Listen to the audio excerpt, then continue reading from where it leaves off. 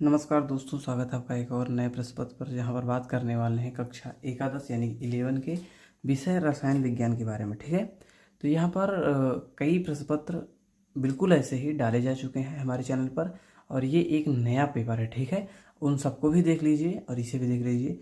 आपके यहाँ पता नहीं कौन सा आज बिल्कुल क्लियर नहीं है ना, इस वजह से हम कई वीडियोज डाल देते हैं उसी पेपर का, उसी क्लास का, हर सब्जेक्ट का, हर क्लास का। ठीक है, कि आप अपने अनुसार से सभी प्रश्नों को देख लीजिए। जो आपके यहाँ फंसने वाला हो, आप बिल्कुल अच्छी तरीके से सबको रटे रहिए, पता नहीं कौन सा आपके यहाँ फंस जाए। ठीक है, चलिए इसे हम देखते हैं। अगला क्वेश्चन पहले है विकल्प, निम्न में से कौन सा प्रबल अम्ल है? तो क्या है? ये ClO4। ठीक है, फिर कह रहा है कि यमन की अधिकतम ऑक्सीकरण अवस्था है। अब बिल्कुल एग्जैक्ट मुझे मिला नहीं, इसे मैंने छोड़ दिया है। आप जो सही को लगा लीजिएगा। अभिक्रिया N2+3H2, उसके बाद है 2NH3 के लिए डेल्टा H का मान निम्न के बराबर है। अब किसके बराबर है? और उसके बाद है डेल्टा E माइनस 2RT। ठीक है, इसी के बराबर है, तो आपका ये सही हो गया। अब कह रहा है कि इफ सेवन संरचना है।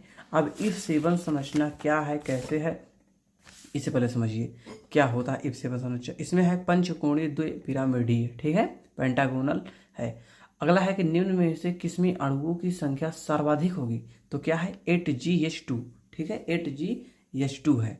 अब अगला क्या है? सर्वाधिक अस्थायी कार्बोनेट आयन है C6H5 C पॉजिटिव, यही है। ठीक है, अब अगला क्या है? 8 लीटर के एक फ्लास्क में, ये क्वेश्चन अगले मतलब प्रश्न नंबर 2 स्टार्ट हो गए हैं। 4GH2 तथा 228GHI रखी गई है, इनके सक्रिय द्रव्यमान का गणना कीजिए। ठीक है, अगला है पाउली के अपवर्जन नियम को उदाहरण से समझाइए। अगला क्या है कि संभवन उष्मा क्या है, उदाहरण सहित वर्णन कीजिए। ठीक है, उसके बाद है कि होमोलिटिक विखंडन तथा हेरोलिटिक विखंडन में क्या अंतर है, उदाहरण सहित समझाइए। ठीक है, अब यहाँ तक आपका हो गया। अगला क्वेश्चन है कि उष्माक्षेपी अभिक्रिया तथा उष्माशोषी अभिक्रिया को उदाहरण सहित समझाइए। ठीक है, उसके बाद क्या है कि 4 ग्राम NaOH को 500 ml जल में घोलकर 500 ml जल में घोलकर विलयन बनाया गया। विलयन की मोलरता ज्ञात कीजिए। ठीक है, अब जो सही हो आप उसे हल कर लीजिएगा अपना। इलेक्ट्रॉन की स्थिति और वेग में अनिश्चितता का गुणनफल ज्ञात कीजिए। अगला है निम्नलिखित समीकरण को आयन इलेक्ट्रॉन द्वारा संतुलित कीजिए। ठीक है, आयन इलेक्ट्रॉन द्वारा। अब संतुलित करना है किस समीकरण को? Zn plus NO-3 plus OH negative से क्या है? ZnO² plus NH3 plus H2O। ठीक है, अगला क्या है? SN1 तथा SN2 अभिक्रिया को उदाहरण सही समझाइए। उसके बाद है निम्नलिखित कार्बोनिक यौगिकों का IUPAC नाम लिखिए। अब जो हो जैसा हो उसे आपको लिखना है। ठीक है, ग क्या है कि दी ब्रोगली संकल्पना क्या है, इसका गणितीय समीकरण लिखिए। ठीक है, अगला क्वेश्चन क्या है इसे देखना है। बहुत ही इंपॉर्टेंट क्वेश्चन दोस्तों इस वाले पेज पर आते हैं, इस वजह से मैंने सोचा इसे स्किप करना अच्छी बात नहीं होगी।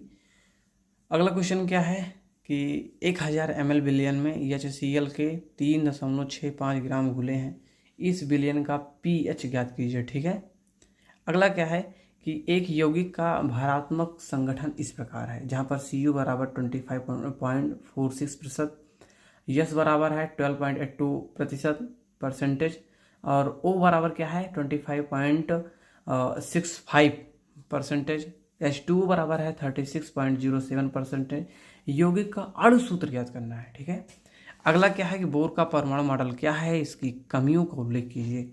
अगला क्या है निम्नलिखित पर संक्षिप्त टिप्पणी लिखिए। क्या? संक्रमण तत्व, विकर्ण संबंध, हेस का नियम, मुक्त मूलक। ठीक है, उसके बाद क्या है कि संकरण किसे कहते हैं, क्या है संकरण किसे कहते हैं, इनके प्रकार व उदाहरण सहित लिखिए। ठीक है, अगला क्या है मेथेन ग्रेफाइट तथा डाइहाइड्रोजन के लिए 298 केल्विन दहन एंथैल्पी के मान क्रमशः 890.3 माइनस 395.5 तथा माइनस 250.8 है। CH4 की विरचन की एंथैल्पी क्या होगी? ठीक है, अगला क्वेश्चन क्या है, अब जो सही हो अपना लगाते रहिएगा, हल करते रहिएगा। ठीक है, विद्यालय में गुरुजी से पूछ लीजिए, अपने पुस्तक पर देख लीजिएगा। अगला क्या है कि आधुनिक आवर्तन नियम क्या है? दीर्घाकार आवर्त सारणी की प्रमुख विशेषताओं का उल्लेख कीजिए। फिर क्या है कि क्या होता है जब केवल रासायनिक समीकरण लिखना है। एसिटिलीन की अभिक्रिया AeSCl3 से होती है। अगला क्या है कि मेथिल आयोडाइड को जिंक चूर्ण के साथ गर्म करते हैं। अगला क्या है, कैल्शियम कार्बाइड की क्रिया जल से कराने पर प्राप्त होता है। अगला क्या है, बेंजीन की अभिक्रिया प्रकाश की उपस्थिति में Cl2 से होती है। अगला क्या है कि फिनाल को जिंक चूर्ण के साथ गर्म किया जाता है। फिर अगला है कैसे प्राप्त करोगे। एसिटिलीन से बेंजीन, वुड्स अभिक्रिया द्वारा प्रोपेन, प्रोपीन से 1 ब्रोमोप्रोपेन, बेंजीन से TNB। अगला क्वेश्चन क्या है कि एथिल ब्रोमाइड से एथिलीन, ठीक है। अगला अथवा, अगर आप इन सबको नहीं करना चाहते तो उसके बाद ये है, लिख दीजिएगा निम्नलिखित पर संक्षिप्त टिप्पणी लिखना है। फ्रैंकलैंड अपक्रिया, विहाइड्रोजनीकरण, मार्कोनी काफ का नियम, उसके बाद है वुड्स अभिक्रिया, उसके बाद है इटार्ड अभिक्रिया, ठीक है। अब आप ये चीज़ जान लीजिए कि इस चैनल पर कक्षा 6 से लेकर 12 तक के सभी विषयों के प्रश्न पत्र आपको डाले जाते हैं। उसके बाद आपको ग्रेजुएशन, अगर पोस्ट ग्रेजुएशन कर रहे हैं तो सभी का मॉडल पेपर डाला जाता है, हल सहित बात कर रहा हूँ, ठीक है। उसके बाद क्या है कि इसमें अगर आप किसी नौकरी की तैयारी करो तो भी कराई जाती है, आपके लिए जो उपयोगी हो, जिसके अनुसार ये चैनल हर समय हर किसी के लिए तैयार है, ठीक है। तो दोस्तों सब्सक्राइब करके चैनल को, वीडियो को लाइक कर दीजिए और शेयर कर दीजिए अपने दोस्तों के साथ। मिलते हैं नए वीडियो पर, तब तक के लिए जय हिंद, वंदे मातरम।